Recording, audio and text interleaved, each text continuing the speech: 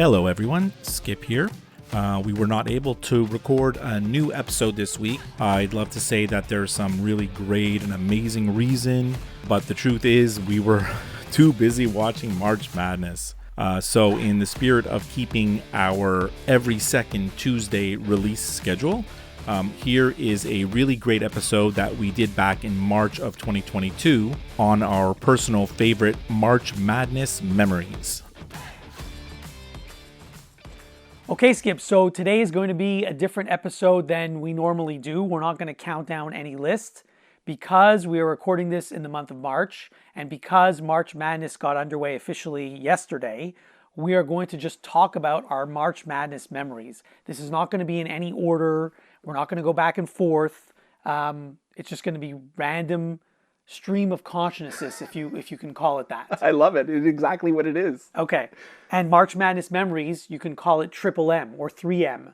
3M is actually sponsoring this episode. They don't even know it, but they don't know it, but they're going to have to send us a check later. We'll tell them. We'll send them an invoice and see what happens. Exactly. So, and this is not just, you and I have been to many March Madness events in the past together. Yeah. But this is not just that. This is also like, you could have a March Madness memory just sitting at home alone on your couch. Yeah, absolutely. Yeah. So you know, sometimes on Twitter, like I follow these like podcast accounts. They're like they're general podcasting, you know, or they're trying to get awareness towards independent podcasts like ours.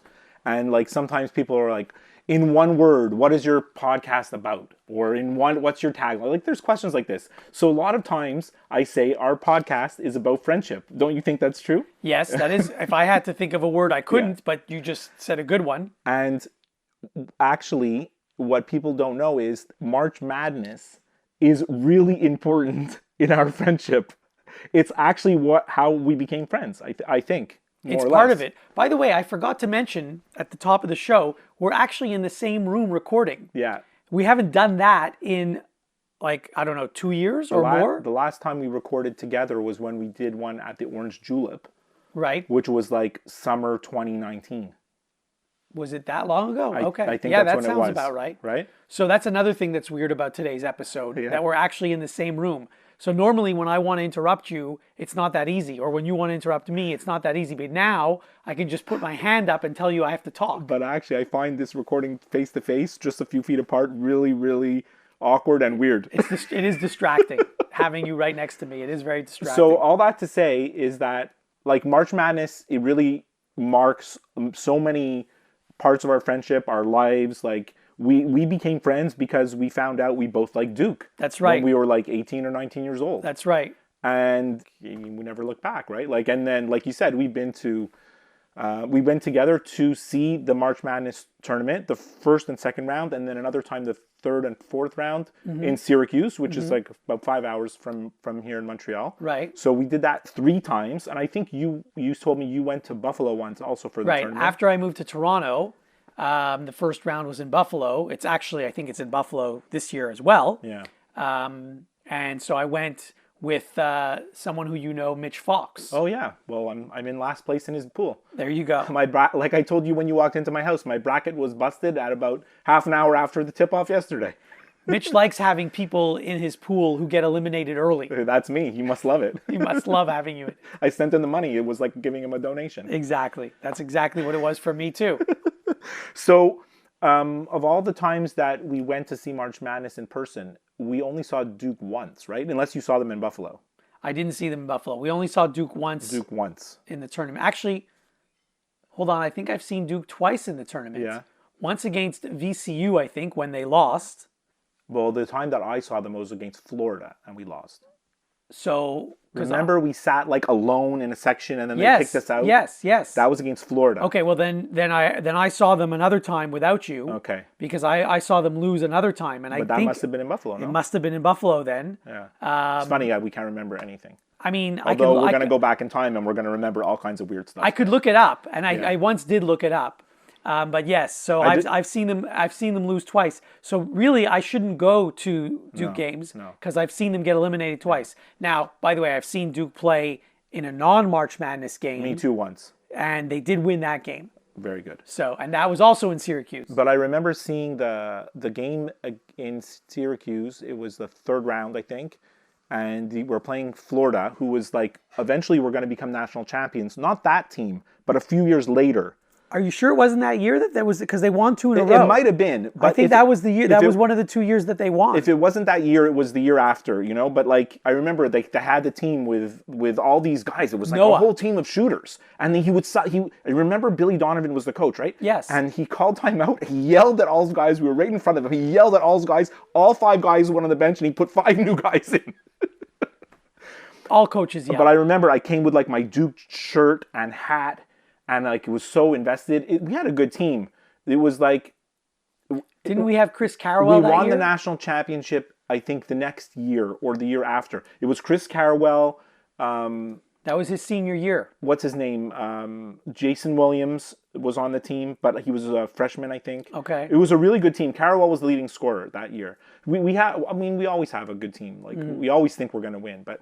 And I remember just like walking in the arena in Syracuse after the game, and like just like rando people came up to me and are like, "I'm really sorry that you guys lost. Sorry for the loss." Like they were consoling me. I'm surprised because there's a lot of people that don't like Duke. Yeah, I know. I was surprised too, but people saw me all decked out and they're like, "Sorry about that." I'm like, "Okay," you know. It was kind of weird. But do you want to like go back in time to like the first trip to Syracuse? That's the most memorable for sure for me. Yeah, that is the most memorable for me as well because it was the first time. Yeah. And we didn't drive that time. What year was that? 1991, I think, right? I think that's about right, yes. Yeah. So we didn't drive. We purchased, I don't even know if these things happen anymore. It was a trip that you purchase where they give you the tickets to the game, they give you the transportation, and they give you the hotel, and it's all inclusive. Yeah. And these used to be very common. Like you could go on a hockey trip, you could go on a baseball trip, a football trip, a basketball trip. Yeah. These trips were very common back in the day. Yeah. I don't think they do them anymore. I just remember like somehow, I don't know how we found out about the trip. Do you remember how we found out about it? I don't. I really don't. I remember we went. Couldn't Google it because that didn't exist. We went to the Holiday Inn, Point Claire, on the Trans-Canada, to some random office, which was like an empty office. Well, because it was like very early in the morning on a. But like it was like no one there. It was like an empty space, and then we gave this guy a bunch of money, and he gave us like a little printout of the itinerary. Yeah. And that was it. I thought we had to pay in advance. I didn't realize we paid that day. Well, that's it. Well, that was in advance though. No, because that was the day that we left. No. I'm talking about that. This was before. This was like a week or two before. Oh, okay. And then I just remember going. I don't remember. I remember going to your house and you that telling your dad that we're going on this trip and that we had paid, and he was so mad. See, I don't remember that either. And you showed your dad the itinerary, and he thought like honestly we had just given a bunch of money to like strangers, and that like we were never going to see the money again, and that we were never going to go on this trip, and that was it. Like he thought we got completely scammed, and we may have. Like for all you know, he could have been right. Like we were just these not teenagers. Like, hey, let's go. But then we showed up and we got on the bus, and eventually we went, and everything worked out great. It was an amazing I don't trip. remember me telling my dad. I don't remember him being mad at He was so sure. He was so sure that I don't remember any of that. He was so sure that the trip did not exist, and we had just paid someone money that we were never going to see again. See, I don't remember that part. I remember getting on the bus the day we left. Yeah, the Glow Bus. The Glow Bus. Yeah. And by the way, so every time I hear a song, like any song, every song reminds me of something. Can I guess what album you're thinking about? I know right now? you're gonna guess right. It's World Party. Yes. We listened to that cassette like right around that time, right? Yeah. So every time I hear World Party, I always think about that trip. Do you remember the teams that were in? It was amazing. First of all, like because it was the first round. The other times that we went to Syracuse, it was the second weekend, I think. Yeah. That was the only time we went the first weekend, which was amazing because we saw 4 games the first day. That was exhausting, by the way. 2, and then we went to the hotel and we came back at night and we had 2 again. Exhausting. And then we saw 2 games on the Saturday. Like I should have brought my ticket stubs with me. I have them in my office. Okay. But do you remember? Like I remember there was North Carolina, Villanova, yes. UCLA. Okay, I thought California was one. California. And EMU, of course, Eastern Michigan University. There were other teams, obviously, because there had to have been more than that. Right. But those are the teams I remember. Remember, California, UCLA had Don McLean. I don't know if you remember. I do, and didn't what's his name? The guy who was the best tight end in the NFL, Tony Gonzalez. He was playing in that tournament. He was the power forward for Cal. There you go. We figured out after the first session. that because our tickets weren't so great, right? Okay, yeah. But we figured out like after the first session, meaning after like the first 2 games, that there was sections for the students of those schools. Correct. That were much better seats. Correct. And we can just go and get tickets, and like people were gonna be like, "I hear you can have our tickets," because they had extra. Like people came off the bus from Cal, they had a 500 seat section to fill, and they only had 100 people on the bus. Okay, I don't remember that part. So I just remember like that's why we sat in the Cal section, because they're like, "Hey, yeah, you can come sit next to us. Here, we have tons of tickets." Like they had extra. Now I know, obviously, the first day, like it's either Thursday, Saturday, or Friday, Sunday. I don't remember what it was. I don't remember either. But what I do remember is, half the teams get eliminated on the first day. Yeah. So then the second day, 2 days later, Yeah. half the people want to get rid of their tickets because their team is done. They're done. They just want to go home. Right. So like it's so easy to get tickets for that second game. That might have been what I'm talking about. Actually, it could have been that. Yeah. I just remember like It's so easy to get tickets for the second game. Much better seats. Yeah.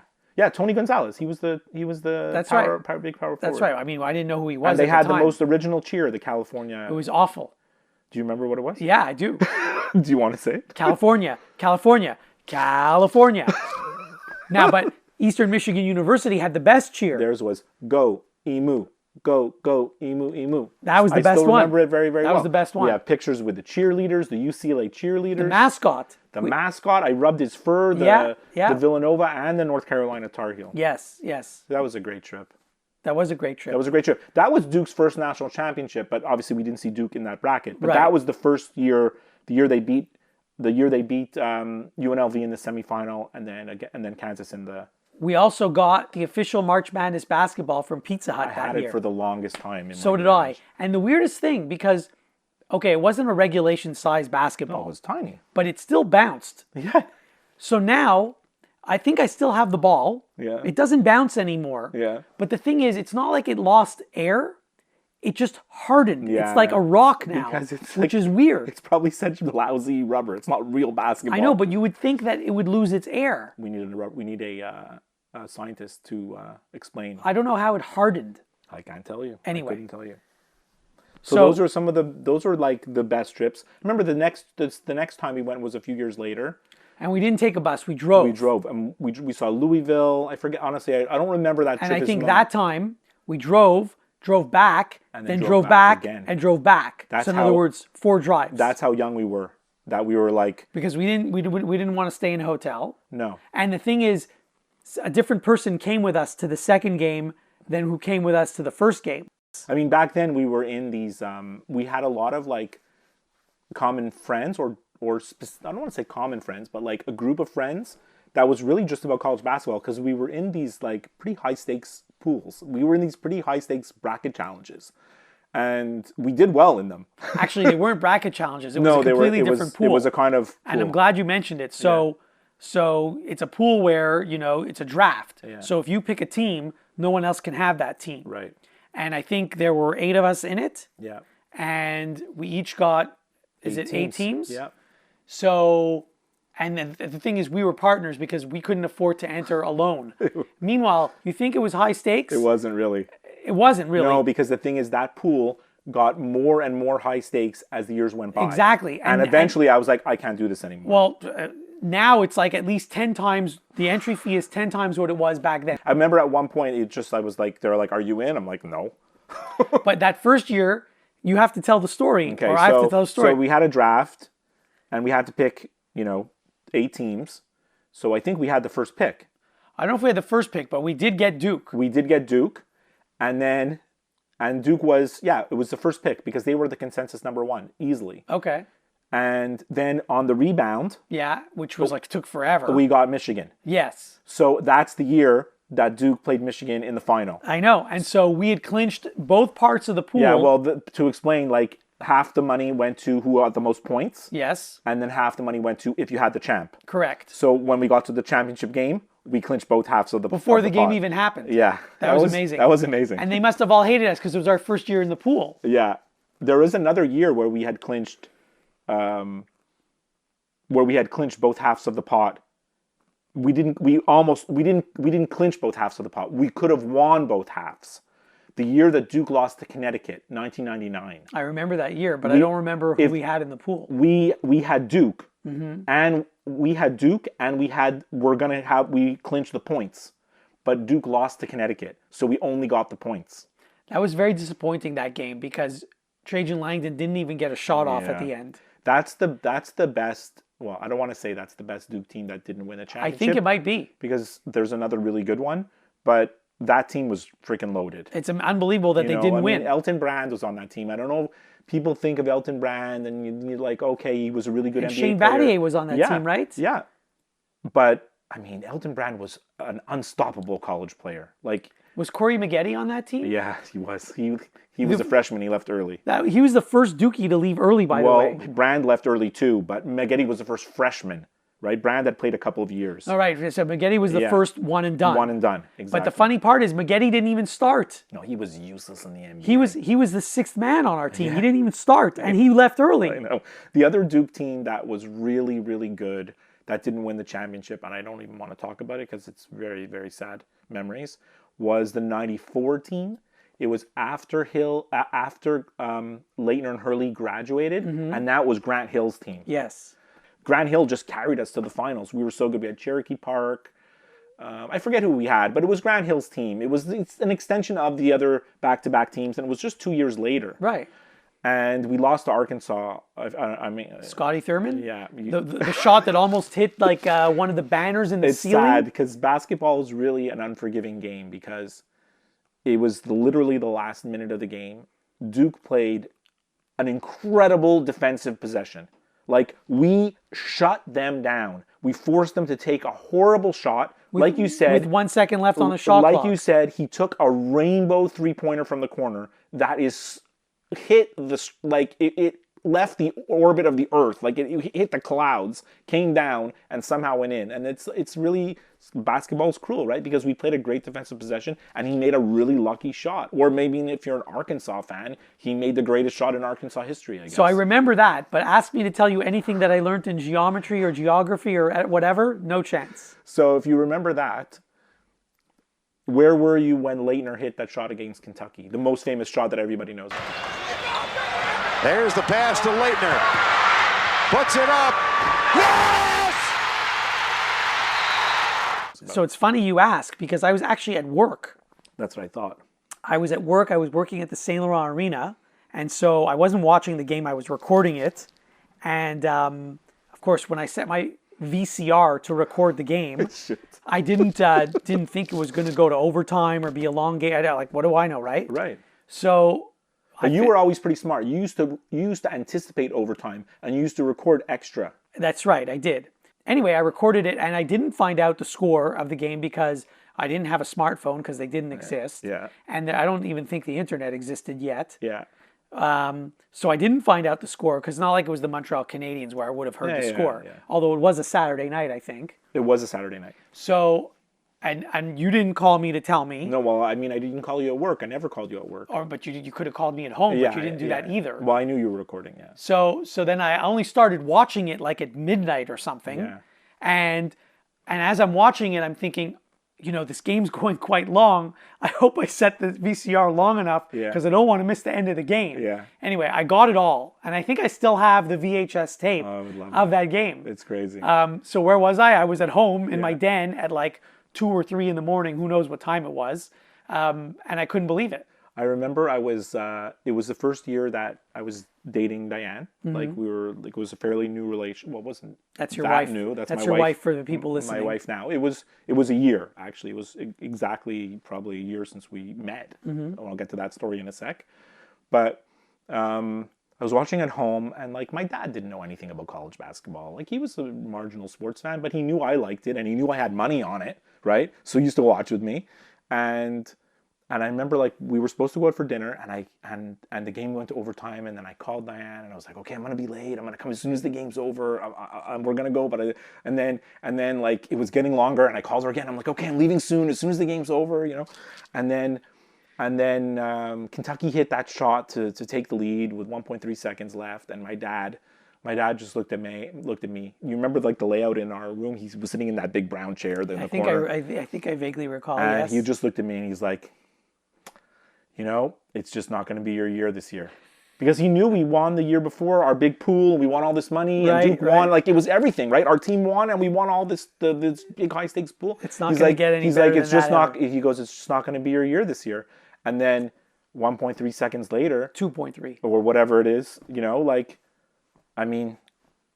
hit the shot like that every college basketball fan, whether you love Duke, whether you hate Duke, whether you love Leitner, whether you hate Leitner, everybody knows that shot, and you have to respect that play. Like, the pass by Grant Hill, the overhead. And I just read an article. Where was it? Where did I read that? They're saying they practiced that play. Oh, I'm sure they did. Like, these teams practice all these plays. Yeah. But you look back on it now, and... it was in the Coach K retrospective stuff. And they were talking about how he was always prepared, because the farewells to Coach K, like, in the last month, right? It was in one of those video montages, and someone was saying they practiced that play with Grant Hill throwing the overhead pass. It's easy to say now because you've seen the play 100 times. Yeah.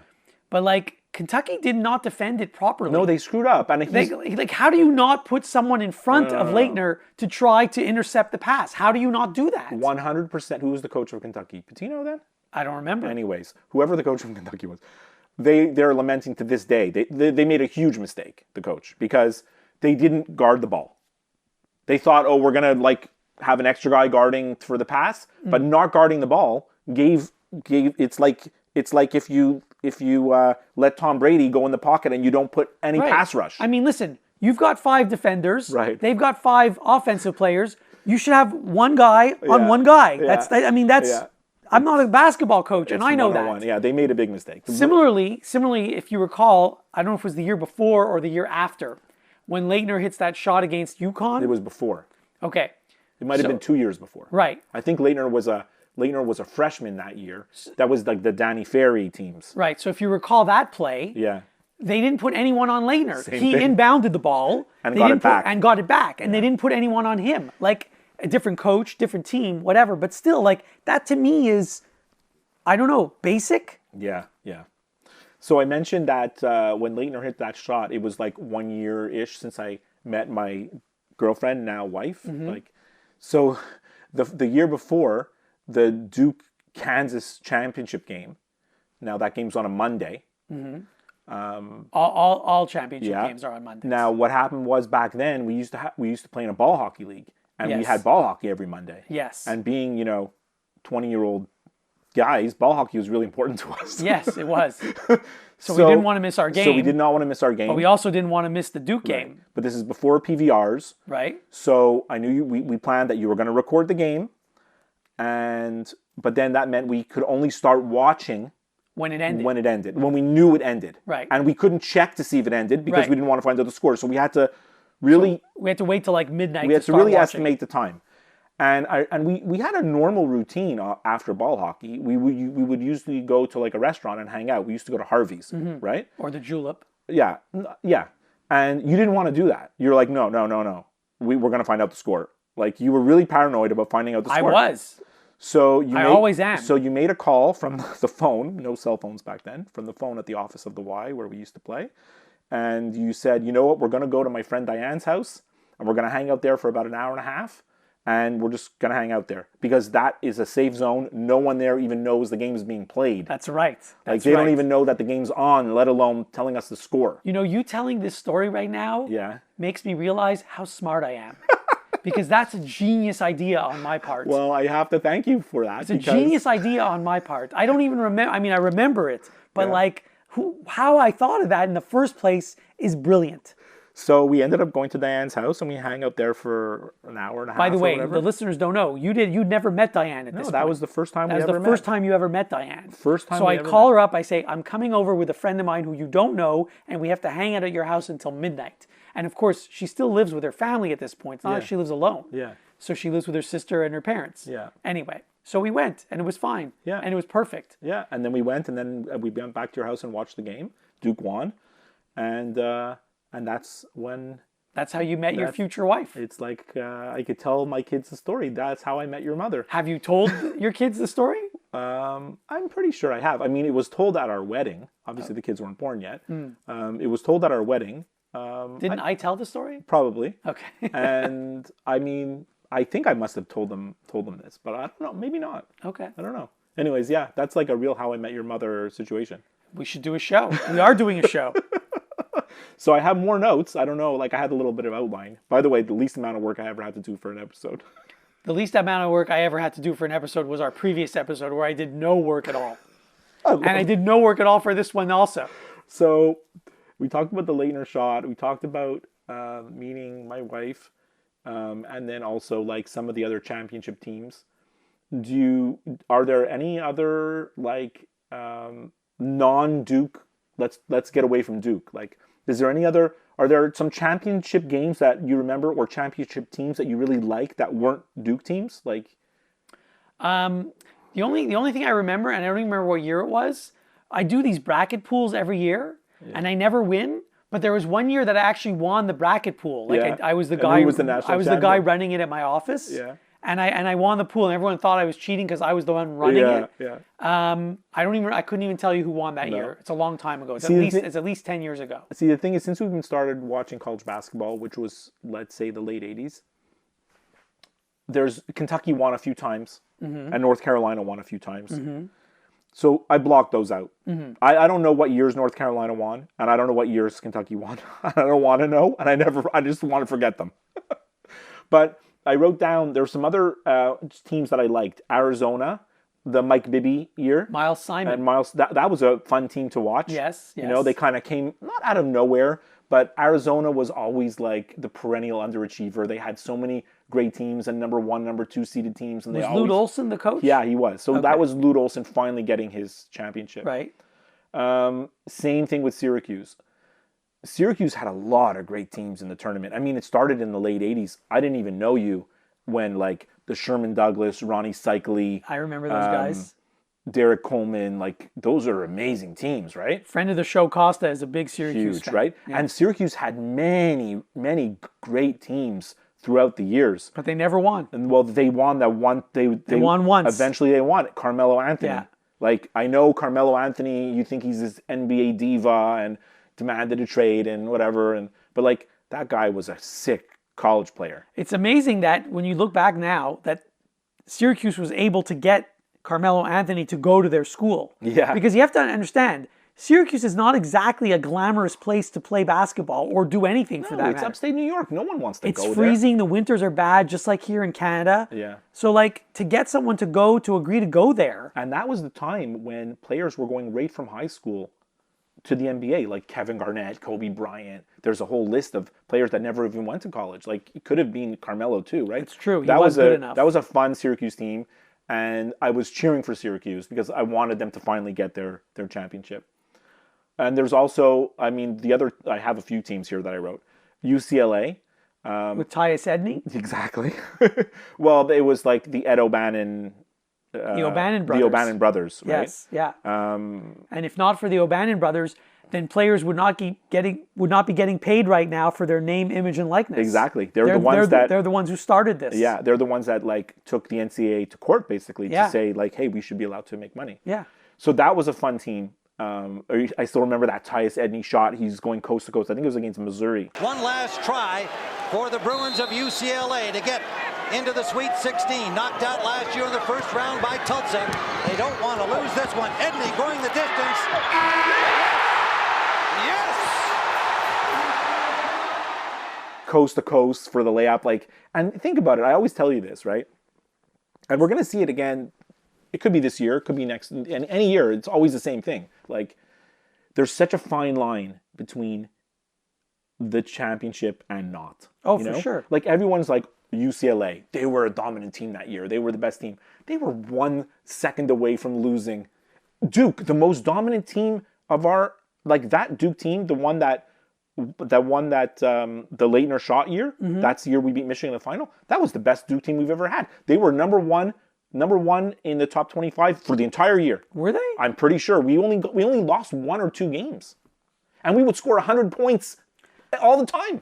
So, I mean, that Duke team was so dominant, and yet we still needed a miracle shot. A miracle shot. Well, remember the year that Duke beat Butler? Duke almost lost that game. Butler. I mean, well, look, that's not a great Duke team. No, but Duke almost lost. And it just goes to show you, right? Like sometimes It's a game of inches. it's a game of inches. But that was not really a great Duke team at all when you think about all the other ones. I mean, we just talked about the 99 and the 94. Like those were super talented teams. Right? So one of my favorite games, I don't even remember what year it was, when Duke was playing Maryland and Duke was getting killed. Like Duke was down by double digits in the first half of the game. It was 2001 that year. And that was in the Final Four, right? I don't know when it was. You could be right. And then even at halftime, Duke was down by quite a lot at halftime. Yeah. And then in the second half, Duke just went on this rampage. Well, Mike Dunleavy hit like 600 3-pointers. In a row. Yeah, like a la Reggie Miller. Like he just, everything he shot went in. Yeah. And then we won, and then we ended up winning the championship. That's the Shane Battier, Dunleavy, Jason Williams, a bit older than from the year that I described. Yeah, those are great teams. It's all a blur to me. But the thing is, those teams are so good because all those players played for 4 years. Right. Right? Yeah. That's why I didn't pick Duke this year to win. This is the first time you haven't picked Duke. You told me you always pick Duke. It's the first time I didn't. I often don't pick them. But I really think that they're not going to make it. They're going to come up against a team, whether it be Texas Tech or whether it be Tennessee or whoever they're going to play. Even Cal State Fullerton, they might lose Cal to. State Fullerton, the 2 versus 15, 116. Well, a 15 won yesterday. The talent gap is usually far enough apart that the better seed usually wins. But I've said this on our podcast for 5 years. There's such a huge difference between all those Duke guys who are first year players. They're how old are they? 19 or 20? Right? I don't even think they're 20. Whatever. Yeah. And they're going to go play against guys who are 23 and 24 years old, right? Yeah. Or whatever. Like sometimes it's physically men versus boys. For sure. Right? I mean, Paolo Banchero has a man's body, but it's not the same, right? You get pushed around. You have players with 4 years of experience in college. They know how to play basketball. So I remember you and I were talking on the phone about a week ago, and you mentioned how Duke lost in the first round to Lehigh, remember? Yeah, well, that was C.J. McCollum. That's right. The other time that Duke lost in the first round was against Mercer. Those bastards. So it can happen. Like Duke can lose in the first round. I was in shock yesterday when Kentucky lost. I didn't see any of the game. I just saw the score. I mean, that's how it goes. This year of all the years, there's no really one dominant team. There's no dominant team. Although watching Gonzaga yesterday, I do think they are still the best team. But even they lost 3 games this year. Absolutely. So it's just they're hard to match up with. They have physically big players. Like physically big. There's a Canadian guy on Gonzaga. Yeah. Nebhart. He's really good. Actually, there's a few Canadian guys in March Madness. There's a guy in Arizona. What's his name? Benedict? That's right. Is his first name? I think your son knows him. My son's friend played like pretty high-level basketball in Montreal all as a kid growing up. And he's played against that guy Benedict and also Luguentz Dort, who's in the NBA now. Yeah. They've played in the same leagues, which is pretty cool. Nice. Yeah. There's quite a bit of Canadian content in the March Madness this year, so it's more exciting than ever. I think that's all I have on my notes. Oh, no, I have the most important thing. The most important thing. You already said the most important thing. Can you talk about one shining moment? That is the most important thing. So before we get to that, we'll end with that. I do have one other thing before we get to that. Yeah. So I did go, as I mentioned, to some March Madness games without you when I lived in Toronto. I still live in Toronto now, when they were being played in Buffalo. And one of the teams I saw was Davidson. And one of the players I saw was Steph Curry. Yeah. I had no clue who he was. No. But I saw him play. When he was in college, like, obviously, I mean, when you see Steph Curry now in the NBA and he's the best player or one of the best top 5 players in the league, best shooter maybe in history, and I'm a Larry Bird fan, so if I'm telling you Steph Curry's the best shooter in history, it means something. Like, that guy was nothing. He went to Davidson. Like, he didn't get recruited by anybody. You know? He wasn't big. No, he's still not big. Yeah. But he went pretty far in the tournament with Davidson that year. They won a few games. Well, they won the game I saw them play. Yeah, I mean, like, when your guy can shoot threes from half court, what are you going to do? That was the beginning of how basketball changed. Yeah. Because now, you used to always see like big guys getting drafted high in the draft and early in the draft. Now big guys are like, whatever, they're a dime a dozen. Well, the game changed a lot now. The game has changed over time, college and pro. And it's mostly because the kids watch the pros play. Now the game is threes and dunks. It's like a video game. Yeah. Like when I watched my son, and I used to play too, some NBA 2K on PlayStation, dunks and threes. You don't take 2-point shots. Who takes mid-range? Well, I said this to you years ago. Like, if you're going to take a 2-point shot, you might as well be right under the basket. Yeah. And if you're not right under the basket, you might as well be behind the 3-point line. There is stats that show, like, the number of 3-point attempts in the NBA every year is going up. Like, they break the record year after year after year. The record keeps getting broken, right? And the college players coming up now, it's the same thing, right? Like, I mean, and the 3-point line's even a little bit closer, right? It's closer? Well, closer than the NBA. I'm seeing the college 3-point line is closer than the NBA. But they've moved the college 3-point line further back It's recently. still a little bit shorter. It is shorter than the NBA, but it's further than it used to be. But the college game is still so much about threes, right? It's For although the college game is a much more pure game, right? Because in the NBA,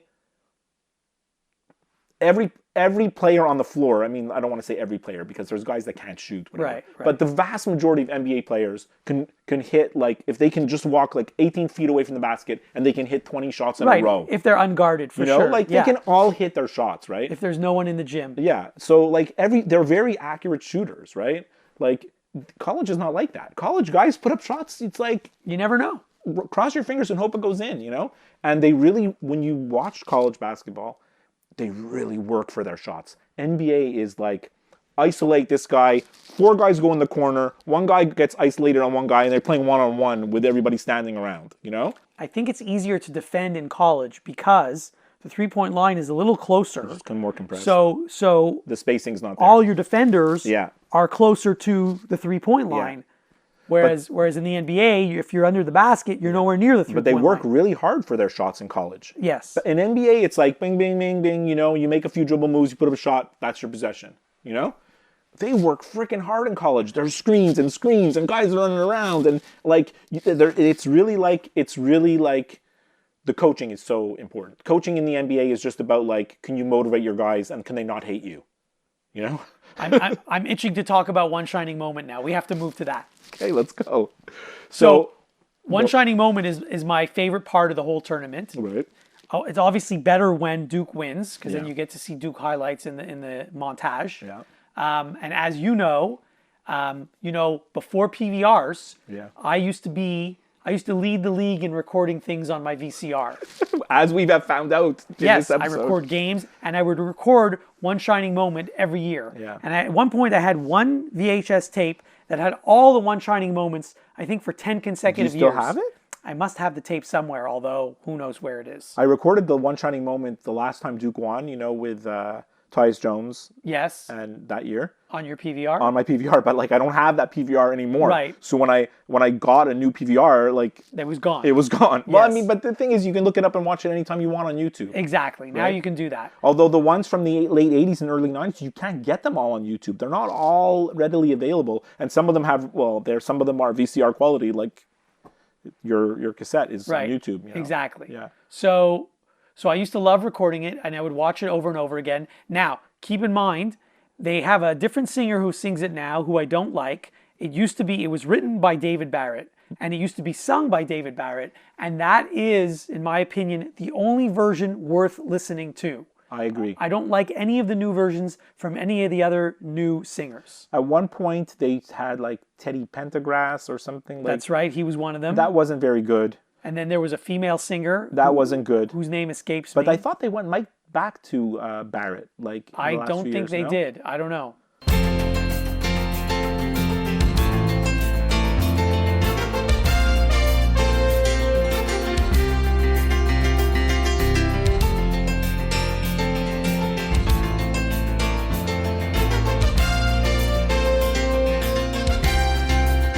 The ball is tipped. There you are. You're running for your life. You're a shooting star. The original version is definitely the original best. version. And my favorite one shining moment is like those two first years, the Leitner Hurley years. Those are the two best ones. Like I know we're biased, and maybe like we're just I asked you like. I said before, one word to describe the podcast, and I say friendship. Mm-hmm. The other word is nostalgia. That's good too. Right? Because often we're pining for like the old days, and Like, obviously, those first two Duke teams mean a lot to us. You know, those first two Duke championships, I should say. You know, it's funny, when I was a kid and adults used to say things used to be better in the old days, I used to laugh. Yeah. Now I'm an adult and I say things used to be better in the old days. I think that, like baseball sucks now, it used to be so much better. Like, there's a million things. baseball. We could do a whole other episode about baseball. We're not going to get into that. But, you know, there's a lot of things that used to be so much better. Yeah, no, for sure. I agree with that.